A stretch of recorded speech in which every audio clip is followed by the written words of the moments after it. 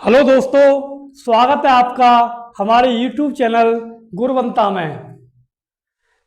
जैसा कि आपको हमारी पिछली क्लासों से पता है कि हमारा जो चैप्टर 2 चल रहा है, जिसमें हमने गॉस की प्रमेय, वैद्युत फ्लक्स और गोलीय कोश के कारण उत्पन्न तीव्रता, अब तक हमने टॉपिकों को समझा है।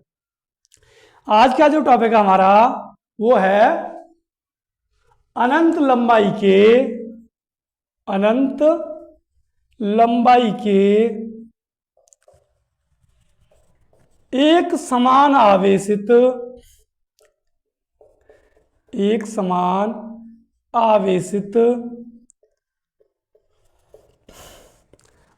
तार के निकट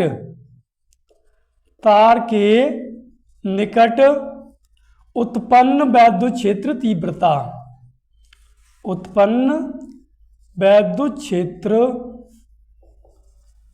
तीव्रता क्या है आज का टॉपिक? आज का जो टॉपिक है वो है अनंत लंबाई के एक समान आवेशित सीधे तार के निकट। कैसा तार है?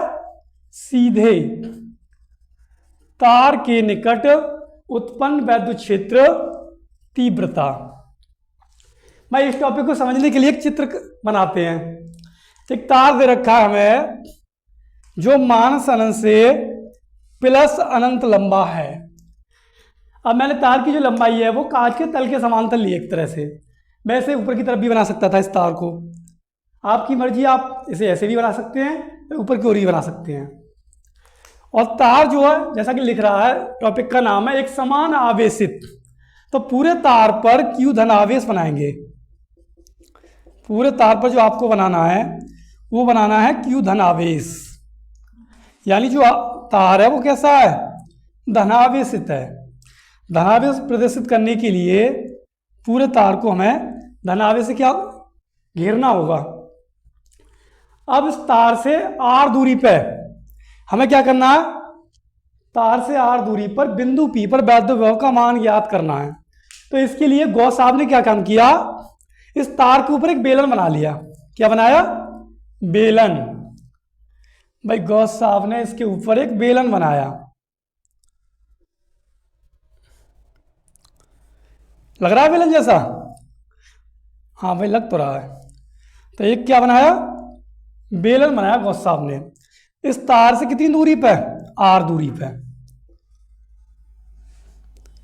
भाई R दूरी पे उन्होंने एक बिंदु P माना कि भाई यहाँ पे जो बिंदु P दे रखे हैं इन पर हमें वैद्युत क्षेत्र तीव्रता का मान ज्ञात करना है। अब हम देख रहे हैं जो तार के कारण जो निकट में जो वैद्युत क्षेत्र तीव्रता हमें ज्ञात हो रही है, जो प्राप्त हो रही है, वो दो स्थानों से प्राप्त हो रही है। एक तो हमें दोनों सिरों से प्राप्त हो रही है और एक कहां से प्राप्त हो रही है? बेलन के वक्र पृष्ठ से। क्योंकि आपको चित्र में स्पष्ट दिखाई दे रहा होगा कि तार से R दूरी पर पहले सिरे पर भी क्या दे रखा है? बिंदु P दे रखा है, और दूसरे वाले सिरे पर भी R दूरी पर बिंदु P दे रखा है। तो भाई दोनों तो सिरों से ज्ञात हो रही है हमें। और तीसरा कहां से प्राप्त हो रही है? वक्र पृष्ठ से। क्योंकि ये वाला जो भाग है आपने 10th क्लास में मैथ में पढ़ा होगा, ये बेलन का क्या होता है? वक्र पृष्ठ होता है। तो बेलन के वक्र पृष्ठ से भी हो रही है। तो यहीं से हमें ज्ञात करनी है कि भाई दोनों सिरों से कितनी प्राप्त होगी और वक्र पृष्ठ से कितनी प्राप्त होगी। तो माना अनंत लंबाई के एक समान आवेशित सीधे तार पर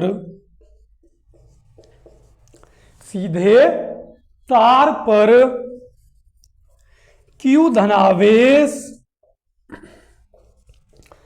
धनावेश समान रूप से वितरित है।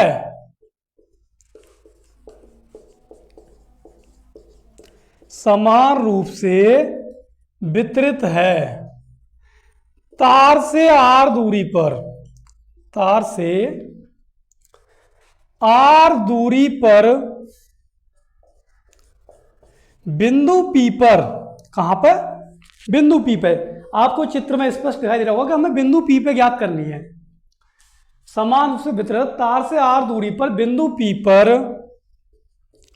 वैद्युत क्षेत्र तीव्रता का मान, वैद्युत क्षेत्र तीव्रता का मान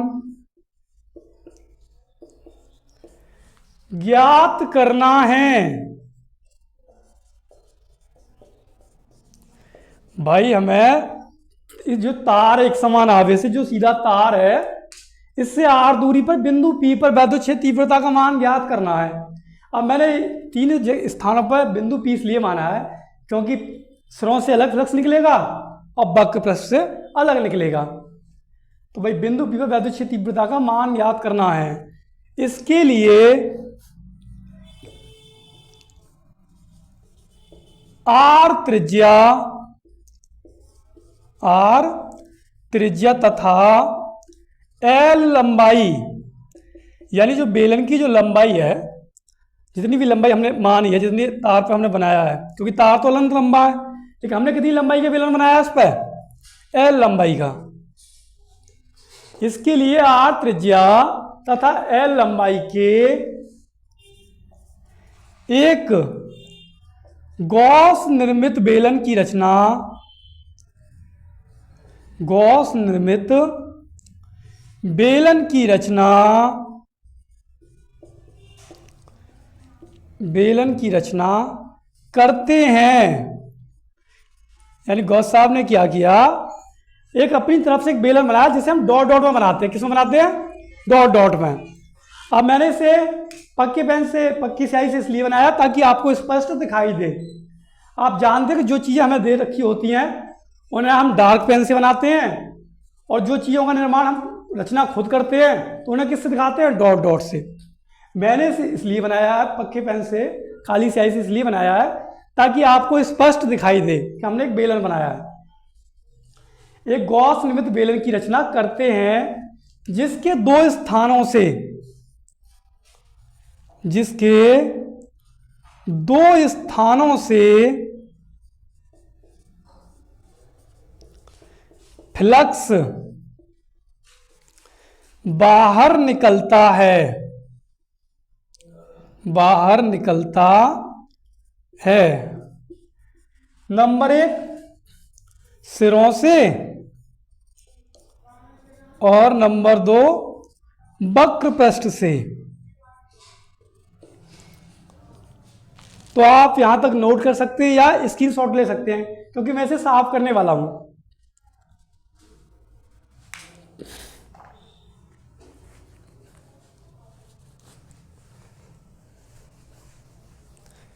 भाई हमें सबसे पहले चाहिए सिरों से। कहां से निकालना है? सिरों से। तो हेडिंग डालते हैं सिरों से। माना बेलन के सिरों पर एक बिंदु P, एक बिंदु P दिया गया है, जिस पर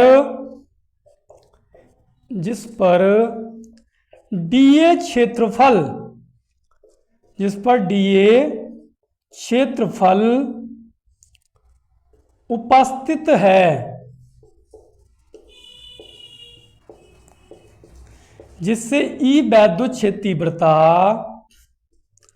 जिससे E वैद्युत क्षेत्र तीव्रता,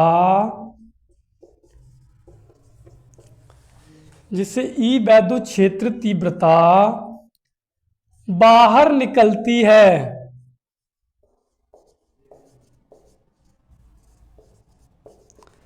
तब dA क्षेत्रफल से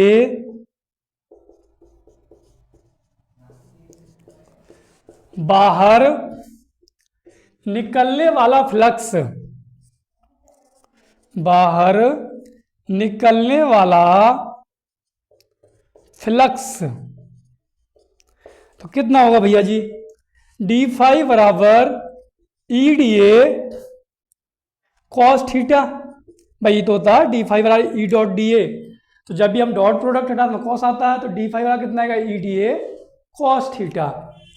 अब करना क्या है, संपूर्ण फ्लक्स के लिए समाकलन करना है। संपूर्ण फ्लक्स के लिए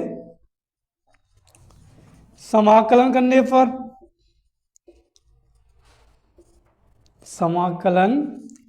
पर आपको पता है समाकलन क्यों करना, क्योंकि ये छोटी राशि है। छोटी राशियों को बड़ी बनाने के लिए क्या करते हैं, समाकलन करते हैं भाई।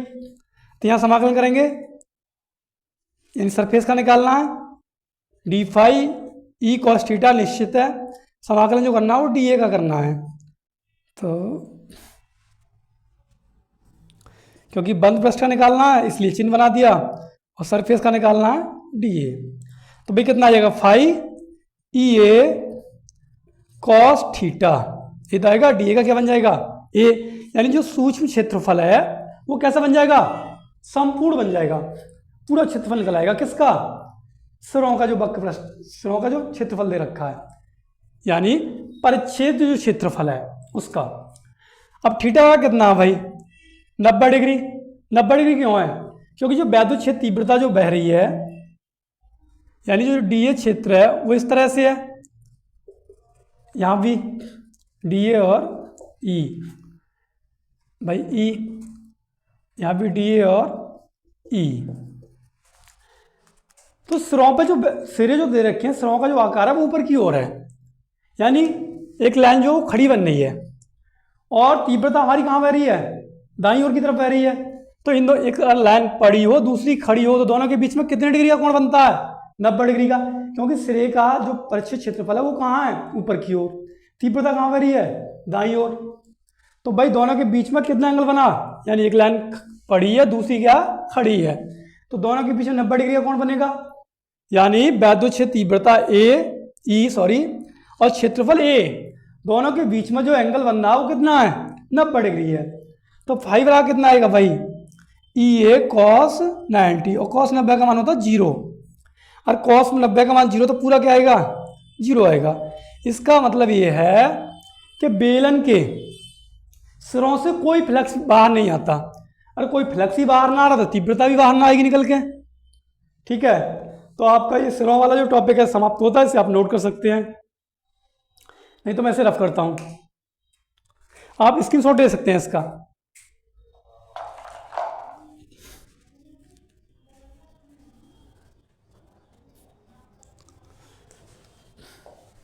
अब हमें निकालना भाई वक्र पृष्ठ से, कहां से निकालना, वक्र पृष्ठ से। भाई सिरों से तो निकलने वाला जो फ्लक्स है वो कैसा आया, सिरों से तो निकलने वाला जो फ्लक्स है वो 0 आया।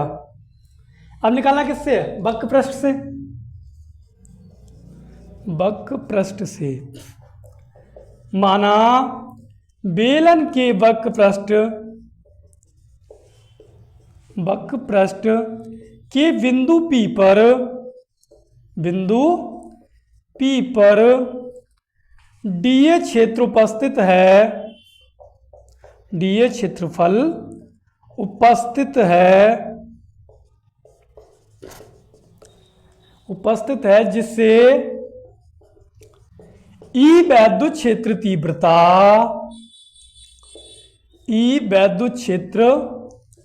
तीव्रता बाहर निकलती है,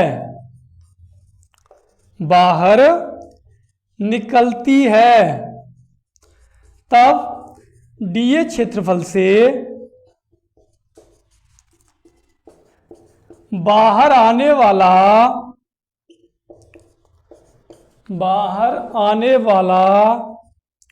फ्लक्स, तो भाई वही होगा डी फाई बराबर ई डॉट डी ए। तो जब भी वेक्टर हटाते हैं तो कॉस आएगा, यानी डी फाई बराबर कितना आ जाएगा, E D A cos theta. आपको पता है थीटा 0 डिग्री है, इस बार 0 क्यों भाई, हम देखें तो बेलन का वैद्युत क्षेत्र तीव्रता तो दाईं ओर बह रही है, और हम यहाँ से देखें तो ये सारा का सारा क्या है, वक्र पृष्ठ है बेलन का, यानी बेलन का वक्र पृष्ठ का जो साइज है वो किधर है, वो बाईं ओर से दाईं ओर की तरफ है, इधर ही हमारी तीव्रता बह रही है। तो दोनों रेखाएं एक दूसरे के क्या है, एक ही दिशा में, तो एंगल कितना बनेगा दोनों के बीच में, 0 डिग्री। इस वजह से थीटा कितना है, 0। तो डी फाइव कितना आएगा भाई, ईडी है, क्योंकि cos 0 का मान तो 1 होता है। अब संपूर्ण फ्लक्स के लिए क्या करना है, संपूर्ण फ्लक्स के लिए समाकलन करने पर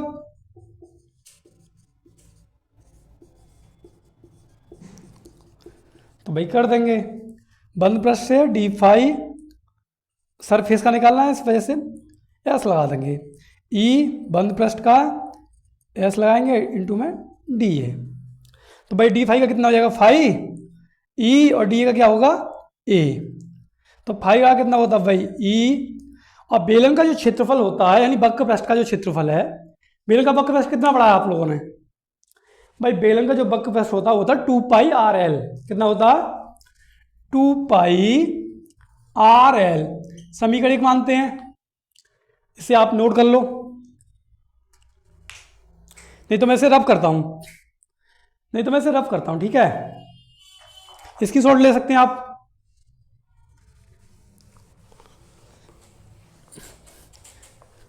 भाई दूसरी जो समीकरण हमें प्राप्त होगी वो गॉस साहब ने हमें पहले ही बता रखी है, गॉस की प्रमेय से, तो गॉस की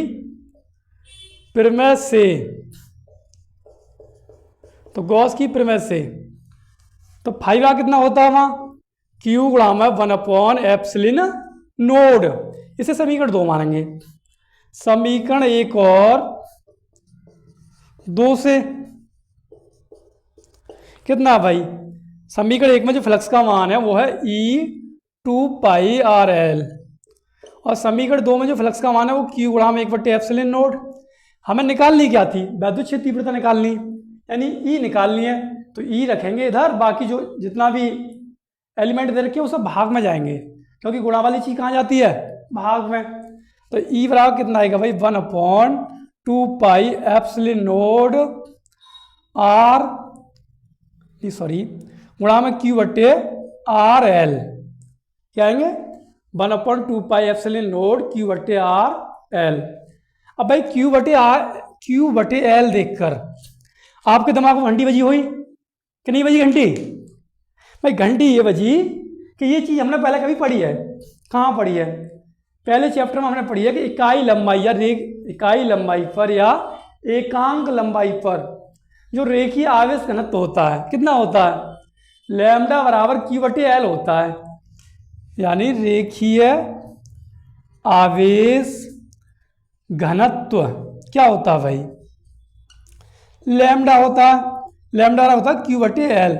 इसका मतलब ये हुआ कि क्यू बटे एल की स्थान पर मैं क्या लगा सकता हूँ, लैम्डा लगा सकता हूँ। तो ई बराबर 1/2 पाई एप्सिलॉन नोड लैम्डा बटे आर। तो भाई जो सीधा तार है उससे अगर हमें तीव्रता प्राप्त होगी तो कितनी प्राप्त होगी 1/2 पाई एप्सिलॉन नोड लैम्डा बटे आर। या तो ये समझो कि हमें ये बेलन के वक्र पृष्ठ से प्राप्त हुई है, या ये समझो कि ये सीधे तार से हुई है। भाई वास्तविकता तो यही है कि ये अनंत लंबाई के सीधे तार के निकट प्राप्त होने वाली वैद्युत क्षेत्र तीव्रता, जिसका मान कितना आया है ई बराबर 1/2 पाई एप्सिलॉन नोड लैम्डा बटे आर। इसे आप नोट कर सकते हैं या इसका वही स्क्रीनशॉट ले सकते हैं। आपका जो टॉपिक है ये वाला यही संपूर्ण होता है।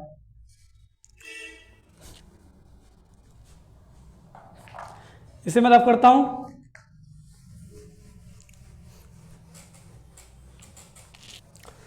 अगला जो टॉपिक है वो इसी से जुड़ा हुआ है और इस चैप्टर का वो अंतिम टॉपिक है। तो क्या है अगला टॉपिक है अनंत विस्तार की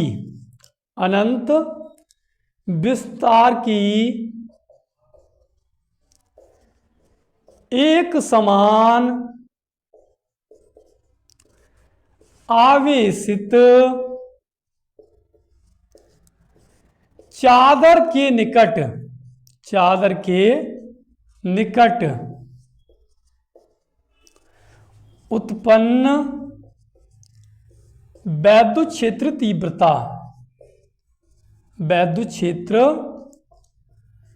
तीव्रता।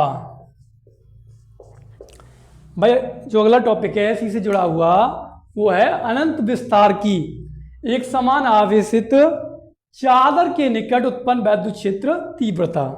तो अब एक चादर का चित्र बनाते हैं इस तरह से। भाई चादर कैसी है? एक समान आवेशित है। कैसी है? एक समान आवेशित, यानी पूरी चादर पर धनावेश फैला हुआ है। फैलाते हैं पूरी चादर पर धनावेश। और चादर का जो विस्तार है वो मैंने नीचे से ऊपर की ओर माना है।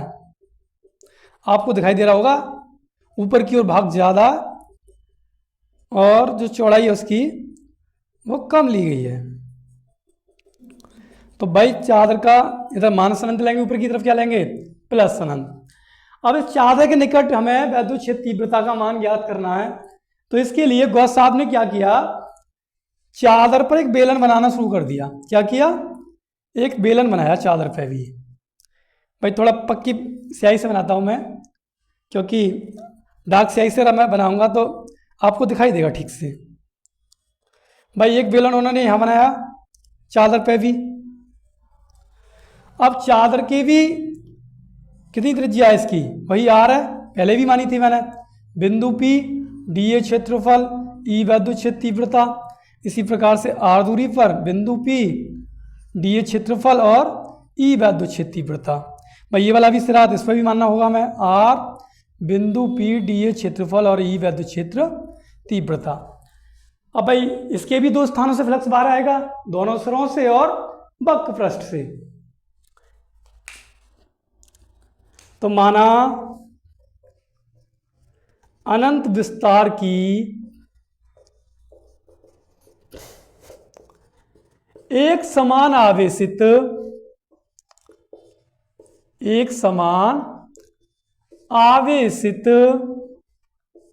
चादर पर,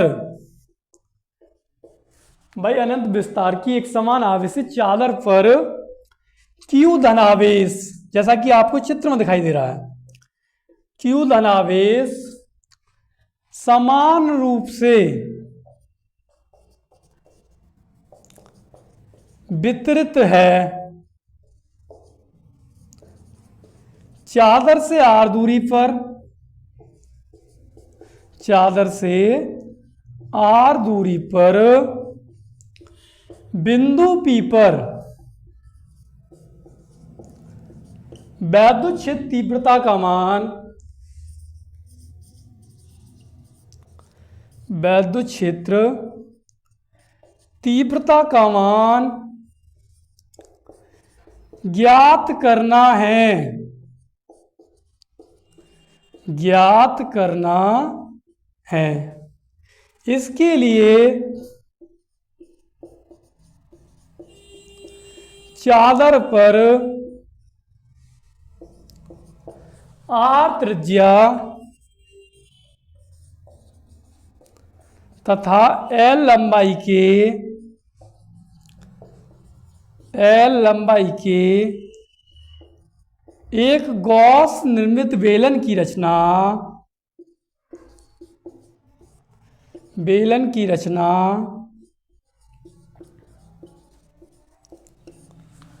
करते हैं, जिसके दो स्थानों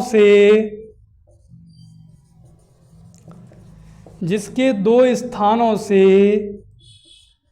फ्लक्स बाहर निकलता है।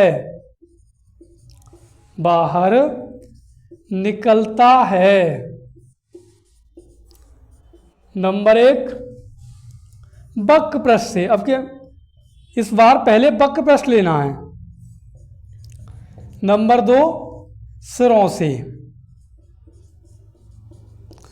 आप इसे नोट कर सकते हैं या इसका स्क्रीनशॉट ले सकते हैं, मैं यहां से रफ करने वाला हूं।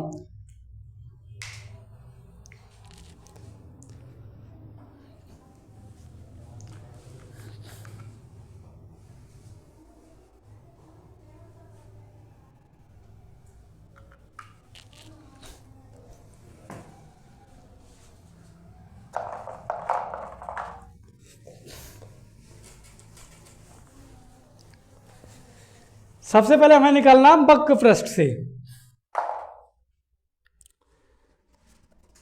वक्र पृष्ठ से, माना बेलन के वक्र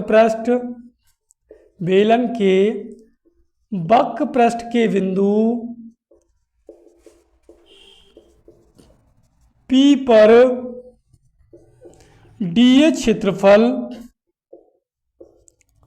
उपस्थित है,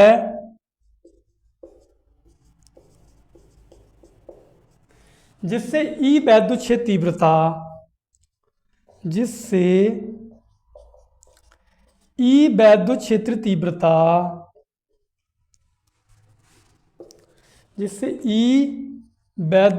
तीव्रता, बाहर निकलती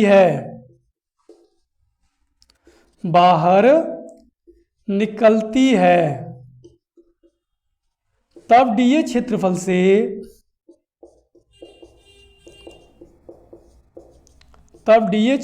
से बाहर आने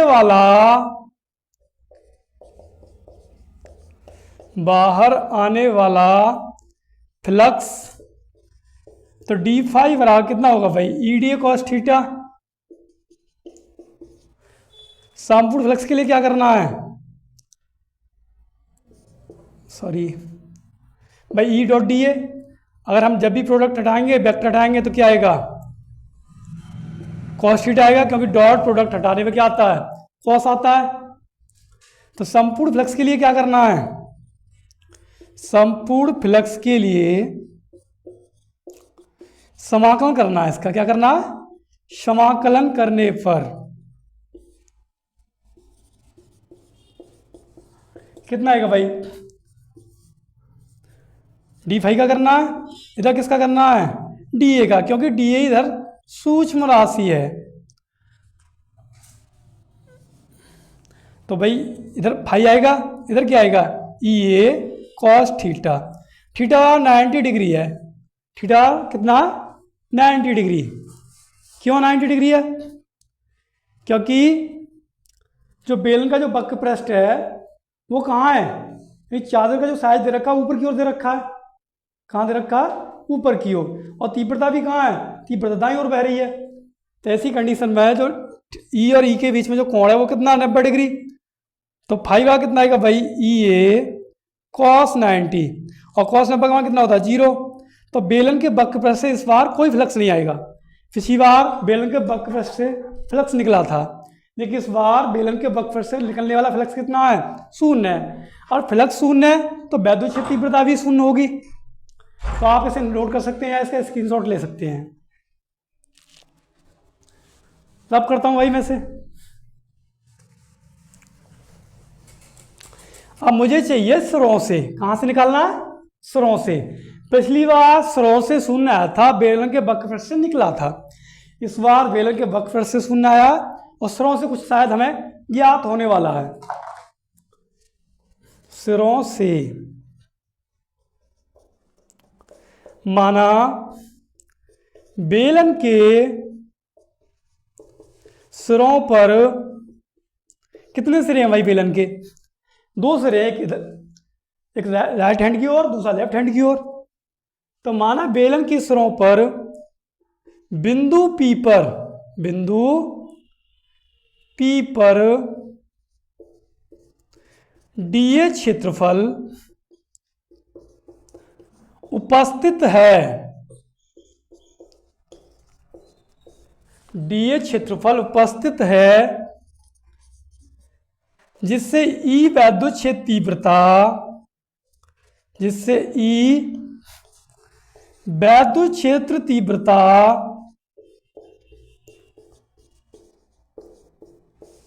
बाहर निकलती है।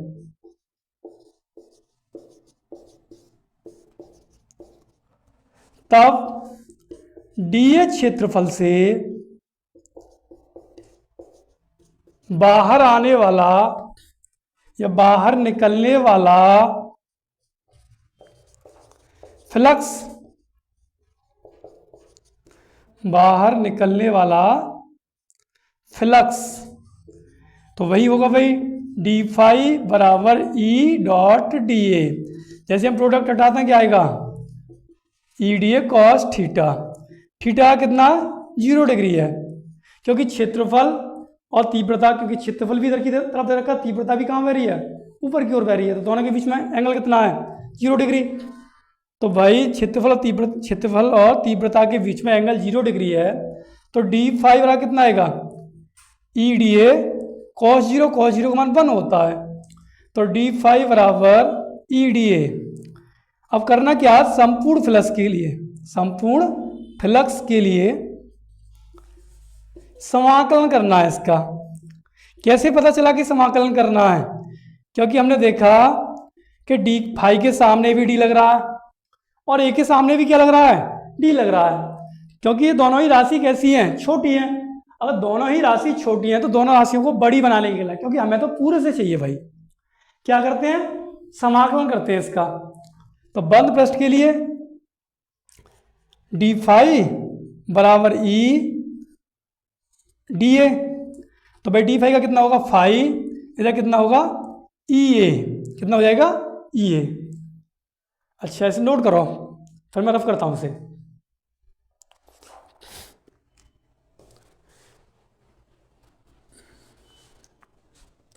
भाई ये आया 5 बराबर EA, तो यानी 5 बराबर EA।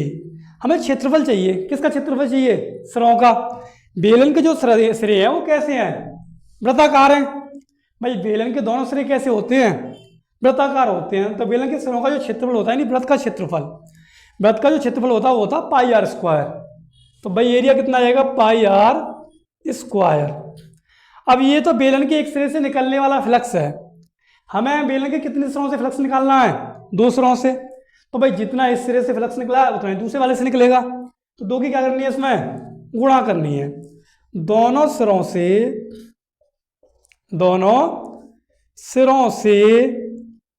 निकलने वाला फ्लक्स,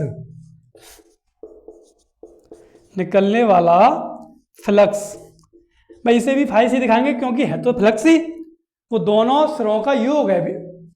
तो भाई कितना आएगा 2E पाई आर स्क्वायर। एक सिरे का कितना था, E पाई आर स्क्वायर था।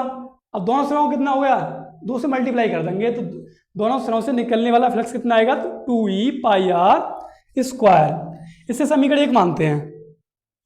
गॉस की प्रमेय के अनुसार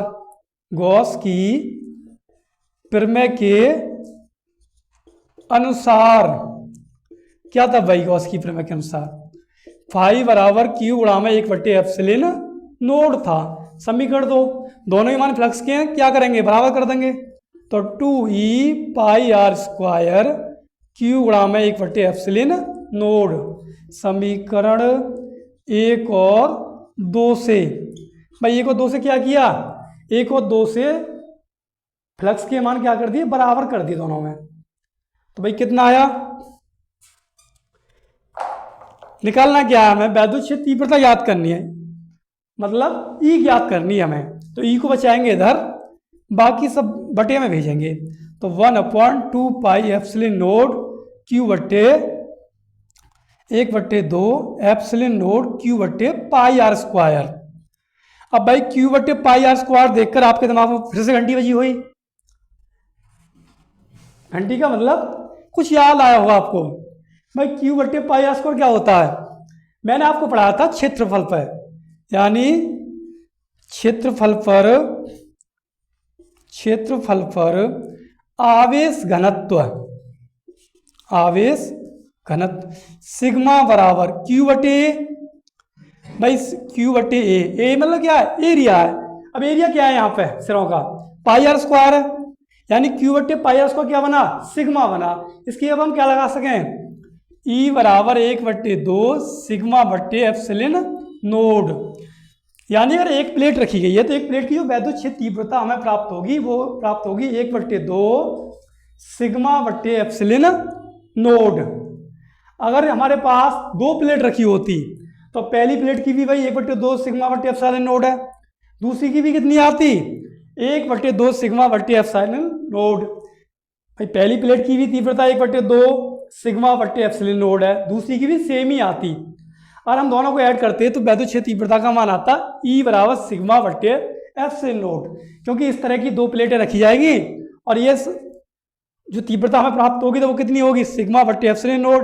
तो ऐसा एक सूत्र हमें न्यूमेरिकल में भी काम आने वाला है बाद में, तो आप इसे ठीक से लर्न करें। आज की जो हमारी क्लास है वो यहीं समाप्त होती है। अगर आपको हमारी वीडियो अच्छी लगी हो तो चैनल को सब्सक्राइब और वीडियो को लाइक करें।